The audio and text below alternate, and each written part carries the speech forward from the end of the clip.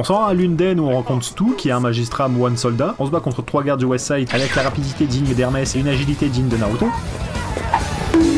Et Stu nous propose de parler à Trig, qui est le chef de la ville. Quand on arrive, on voit que Trig n'a plus trop la tête sur les épaules, et juste à côté de lui se trouve Erg, le second magistrat. On a connu mieux quand même comme présentation. Et on enquête. On découvre que c'est l'œuvre de 3 guerriers, le compas, la flèche et la sangsue, qui doivent sûrement faire partie de l'ordre. On trouve aussi le sceau de la lettre, c'est un symbole mitraïque. On se rend donc en tyrolienne au temple mitraïque.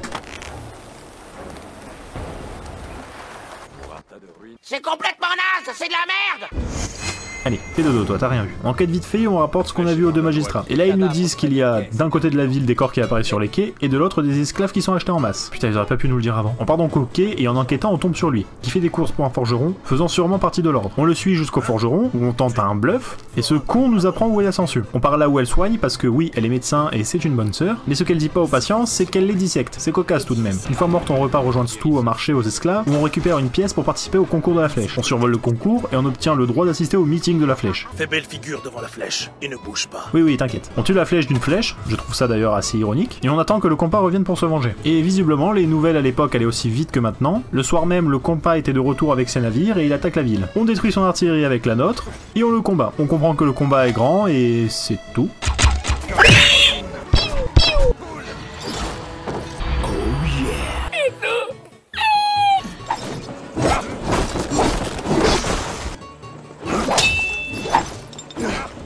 On le tue vite fait bien fait et on rejoint les 2 magistrats pour l'annoncer la nouvelle. Putain, ils ont vraiment servi à rien ces 2-là. Ils nous offrent le bracelet de l'amitié et on repart voir rendre vie au camp pour décider de notre prochain mouvement stratégique. Et ce sera le Chiropseur.